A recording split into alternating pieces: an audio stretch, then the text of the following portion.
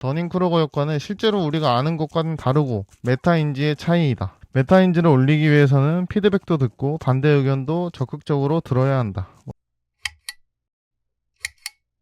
1번 초심자의 행운. 여러분 혹시 자본주의를 다 이해했다거나 인생 사는 것을 통달했다거나 아니면 주식 조금 해봤더니 나는 주식의 달인이야, 이런 친구들 혹시 보신 적 있으신가요? 이런 그래프도 보신 적이 있으실 겁니다. 더닝크루거 효과라고 알려진 그래프인데요, 딱 이 자신감이 솟아있는 이 부분에 있는 사람의 확률이 높겠죠. 저도 지혜 유튜버, 어떻게 보면 자기계발 유튜버이기 때문에 이 그래프를 보면서 좀 반성을 하게 됐습니다. 제가 틀릴 수도 있는 그런 지식을 안다는 양 떠드는 게 좀 반성을 했던 것 같아요. 실제 더닝과 크루거가 쓴 논문에는 이런 말이 쓰여 있습니다. 자신감 있는 사람은 무지한데 상상력과 이해력이 있는 사람은 의심하고 주저한다. 그래서 오늘은 이 더닝크루거 효과에 대해서 알아보고, 그러면 이 인지 차이를 어떻게 극복해야 하는가에 대해서도 알아보겠습니다. 2번 더닝크루거 효과. 그러면 이 그래프를 한번 보겠습니다. 맨 처음에는 너무나도 쉽네, 이렇게 하면 되겠다 하면서 자신감이 올라가지만 점점 내가 알고 있는 게 사실과 다르다는 걸 알게 되면서 자신감이 하락하게 됩니다. 그 후에는 다시 배우면서 점점 자신감도 올라가는 모양입니다. 그래서 이 효과를 사용하면서 넌 자신감이 넘치지만 초심자이기 때문에 그런 거야, 이렇게 비난하는데 꽤 많이 쓰입니다.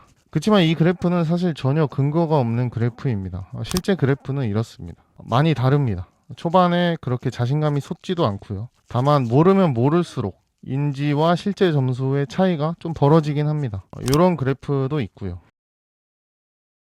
이런 그래프도 있습니다. 생각보다 우리가 알던 그래프와는 다른 걸 알 수 있습니다.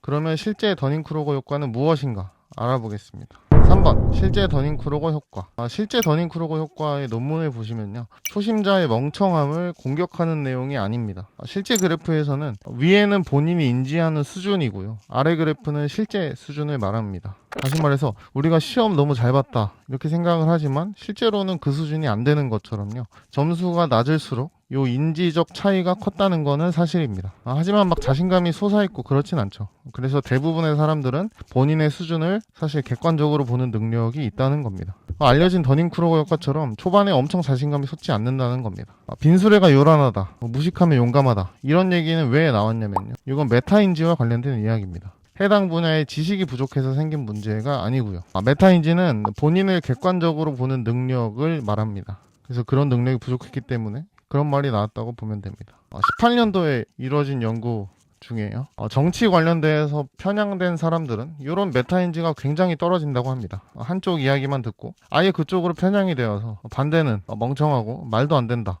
이런다는 경향이 심하다는 거죠. 그러니까 결론은 자신감이 넘친다고 해서 실력이 부족하다는 건 아니다. 실력에 비해 자신감이 과다한 건 어느 정도 있지만 그건 메타인지의 부족이 이유이다. 그러면 우리가 이런 실수를 저지르지 않으려면 어떻게 해야 할까요? 4번 메타인지의 중요성. 메타인지라는 거는요, 내가 뭘 알고 뭘 모르는지 정확히 아는 능력입니다. 메타인지가 높아야 자기 실력을 객관적으로 평가할 수 있는 거죠. 그래서 메타인지가 잘 되지 않으면 자신을 과대평가해서 잘못된 결정을 내리게 됩니다. 주식에 대해서 모든 걸 알았다 라고 해서 너무 많은 빚을 지고 투자를 한다거나 올인을 한다거나 그래서 많은 돈을 잃을 수도 있게 되는 거죠. 여러 음모론에도 휘말릴 수도 있습니다. 그리고 나는 이미 충분히 알아 하면서 성장 기회를 놓치게 됩니다. 그러면 메타인지를 향상시키기 위해서는 어떻게 해야 하냐? 객관적인 피드백을 받고 배운 내용을 설명해보고 전문가와 비교를 해보고 반대 의견을 봐야 하는 이런 방법들이 있습니다. 5번 메타인지 키우기. 이런 메타인지를 키우기 위해서 가장 중요한 마인드는 나는 틀릴 수 있다라고 하는 마음이라고 합니다. 우리는 보통 어떤 고집이 생기면 확증 편향이라고 해서 내가 믿고 싶은 정보만 계속 받아들이게 되는데요. 그래서 주변 사람들한테 객관적인 피드백도 받고 나는 정말 알고 있는가에 대한 스스로에게 질문도 해보는 거죠. 저도 시험 공부할 때 누군가한테 설명한다거나 아니면 모의고사를 보면서 이 메타인지를 활용했던 것 같습니다. 누군가에게 설명하듯이 공부를 해야 내가 뭘 잘 알고 뭘 모르는지 알 수 있고, 특히 대학교 시험은 실제 시험 보듯이 모의고사를 봐야 내가 어느 수준인지 평가가 되거든요. 그리고 어떤 정치적 문제나 이슈에 대해서 공부를 할 때는 이 확증 편향에 빠지기 쉽기 때문에 반대의 의견도 꼭 들어봐야 합니다. 제가 기본소득에 대해서 찬반 의견을 모두 다뤄봤듯이 이렇게 반대 의견도 듣게 되면 내 한계를 인지하고 더 성장할 수 있는 계기가 됩니다. 또 다양한 관점을 이해할 수도 있게 되고요. 그래서 결국엔 더 나은 판단을 할 수 있겠죠. 그래서 저는 좀 정치적 논란을 볼 때 정말 말도 안 되는 거라도 일단 반대 의견도 꼭 한번 들어보는 습관이 생긴 것 같습니다. 6번, 배움의 시작은 인지부터. 배움의 시작은 내가 모른다는 것을 아는 것부터 시작이다. 이런 말도 있듯이요. 더닝크루거 효과는 실제로 우리가 아는 것과는 다르고 메타인지의 차이이다. 메타인지를 올리기 위해서는 피드백도 듣고 반대 의견도 적극적으로 들어야 한다. 이런 이야기를 해봤습니다. 마지막으로 우리는 보통 구독자가 적으면 영상 내용이 좋지 않을 것이다 이렇게 생각합니다. 보통 맞는 말이긴 한데요. 이것 또한 편향일 수 있습니다. 저도 계속 배우고 더 좋은 영상 만들도록 노력할 테니까요. 구독, 좋아요 해주시고 계속 지켜봐 주시면 감사하겠습니다. 그럼 메타인지를 활용하는 하루가 되시길 바라면서 마치겠습니다. 감사합니다.